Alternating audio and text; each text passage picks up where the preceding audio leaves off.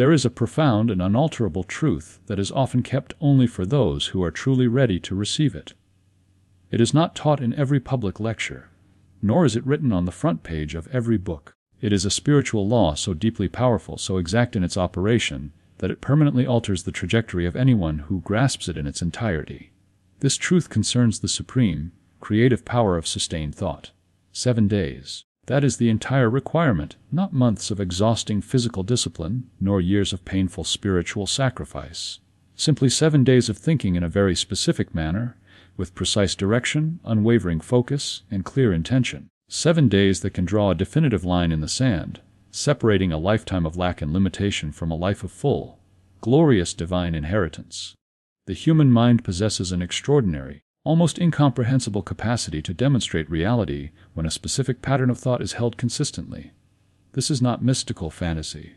It is a spiritual law as exact, as reliable, and as unfailing as the law of gravity or the principles of mathematics in the physical world.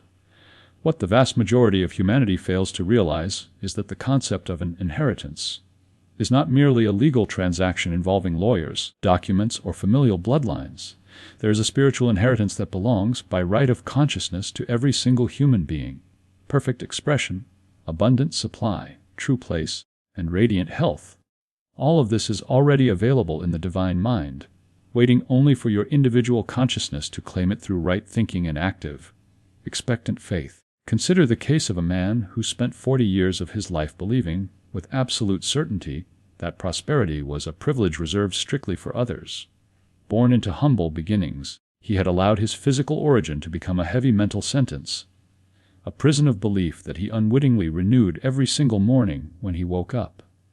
Every thought he held about money, about opportunity, and about his own future was laden with profound resignation.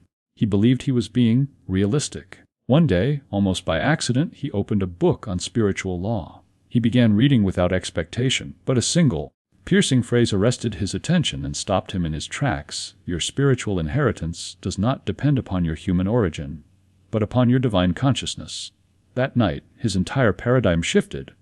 He lay awake, realizing for the first time that poverty is not a sign of spiritual humility, as he had been taught to believe.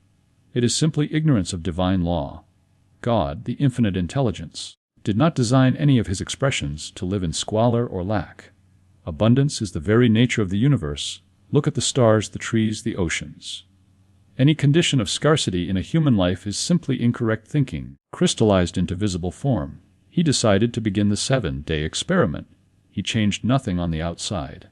He did not switch jobs, nor did he suddenly receive a check in the mail. He simply changed the habitual direction of his thought for 7 consecutive days. What followed in the subsequent weeks defied his entire previous understanding of how reality is constructed. The difference between those who demonstrate prosperity with apparent ease and those who toil endlessly in the quicksand of lack is not intellect, education, or physical effort. The difference is invisible, yet absolute. It is the hidden pattern of their sustained thought. Thought is not a passive mental activity. It is an active, dynamic, creative force. Every thought repeated for 7 consecutive days leaves a deep imprint on the subconscious mind, which immediately goes to work to attract and outpicture its exact physical equivalent. Jesus himself taught the scientific truth of this when he said that the meek shall inherit the earth. People have misunderstood this for centuries. Meek does not mean weak, spineless, or passive. In the original spiritual context, a meek mind is one that is entirely receptive to the divine will, utterly free from human mental resistance, and perfectly open to receiving the boundless good that God has already prepared. Day 20. The claim the first day of this demonstration begins with a single, sustained affirmation held firmly in the mind from the moment you wake. I am an heir to divine abundance. All that belongs to the divine mind belongs to me as a child of God. You must understand that this is not a petition. You are not begging a reluctant deity in the sky to hand you a favor. It is the scientific declaration of a spiritual truth that already exists in the unseen realm. You are stating a fact. The impact of this teaching is immediate on the inside. While you may not see a bag of gold drop from the ceiling on the first day, something shifts. You are awakening your inherited faith, a spiritual capacity you have always possessed, but which has been lulled to sleep by years of accepting limiting thoughts from the world around you. If this fundamental truth of your divine inheritance is resonating within your soul right now, leave a like on this message. There is someone out there who is trapped in a consciousness of lack and desperately needs to hear this today.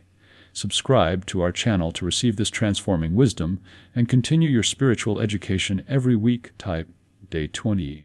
The consciousness of worthiness scientific prayer is never a supplication to a distant God. It is an intimate, powerful alignment with the divine intelligence dwelling right within you. You must realize that you cannot demonstrate prosperity if, deep down in the basement of your subconscious, you hold an ancient conviction that you are unworthy of it. No outer technique, no positive thinking seminar, and no vision board will work if there is a core inner belief of unworthiness neutralizing your efforts. The second day is designed specifically to build the consciousness of divine dignity.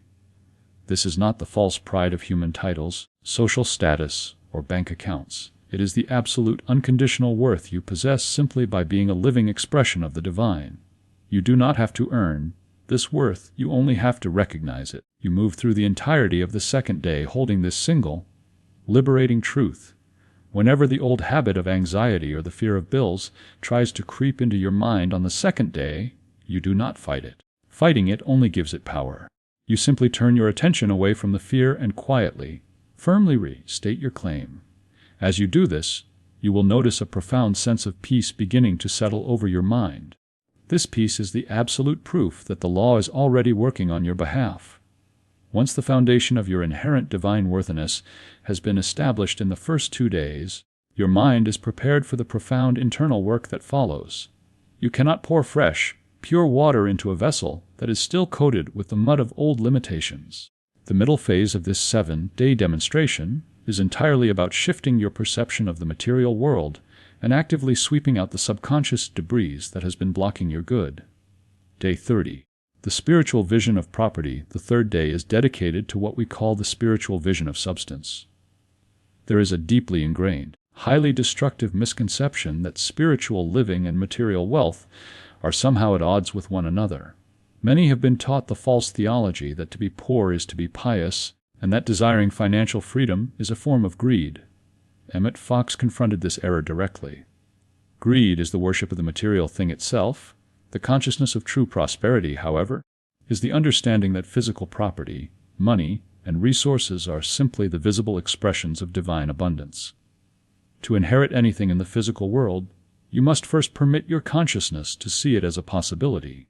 Consider how often you walk past a beautiful home, a thriving business, or an exquisite piece of art, and immediately tell yourself, "I could never afford that. That is not for people like me." In that exact moment, you are pronouncing a curse of limitation upon your own life. You are closing the door on the universe. The practice for the third day is to walk through the world looking at abundance without a shred of intimidation. If a good thing comes into your field of vision, you must understand that the divine intelligence is showing it to you as a real possibility. It is an invitation to expand your consciousness. Throughout the third day, whenever you see wealth or beauty, you simply state, "This is God's abundance made visible. It belongs to the universe of God, and because I am one with that universe, I celebrate this expression of my Father's wealth." You stop seeing the world through the lens of a restricted budget, and you begin to view it through the boundless lens of divine inheritance. Day 40. Dissolving the poison of comparison, the fourth day confronts the most paralyzing and insidious belief that exists in the human mind regarding prosperity, the poison of spiritual comparison. This is the silent, often unconscious belief that there is a limited supply of good in the universe, and that if someone else is thriving, they are somehow taking a piece of the pie that should have been yours. It is the belief that God has favorites. This is a devastating metaphysical error. The universe operates like a limitless ocean. If your neighbor brings a massive barrel to the ocean to be filled, it does not leave less water for your cup. But when you harbor resentment, envy, or even a subtle feeling of injustice toward the prosperity of another, you are activating a law that operates in reverse. Your subconscious mind hears you condemning wealth, and because its job is to protect you, it ensures that wealth stays far away from your own life. You cannot demonstrate that which you secretly resent. Day 5. The mental cleansing. Having corrected your vision of substance and dissolved the venom of comparison, you arrive at the fifth day. This day involves the deep cleaning of the financial consciousness. Over decades of living in a fearful world, your subconscious mind has accumulated a thick layer of limiting beliefs, anxieties about survival, and inherited generational fears regarding money. Like a house that has been closed up for years, the windows must be thrown open and the dust must be swept out. However, Emmet Fox warned that this cleansing cannot be done through sheer human willpower. You cannot forcefully wrestle a negative thought to the ground. Fighting a fear only gives it more reality and power in your mind. The only way to dissolve these old patterns is through scientific surrender. You do not fight the darkness, you simply turn on the light. This is not a hollow ritual. When you hand your limitations over to the divine mind with genuine sincerity, a profound psychological and spiritual release occurs. Many people who reach the 5th day of this demonstration report feeling a sudden desire to weep, not from sadness, but from an overwhelming sense of relief. It is the melting away of the invisible armor you have worn for years. You are finally putting down the heavy burden of trying to force the universe to work through your limited human strength. As you move through the 5th day, maintaining this state of cleansed surrender, you will often begin to notice subtle shifts in your external reality. The universe wastes no time. When the consciousness is swept clean, circumstances immediately begin to reorganize themselves. A sudden inspiration will strike you, a forgotten contact will reach out, or a seemingly closed door will crack open.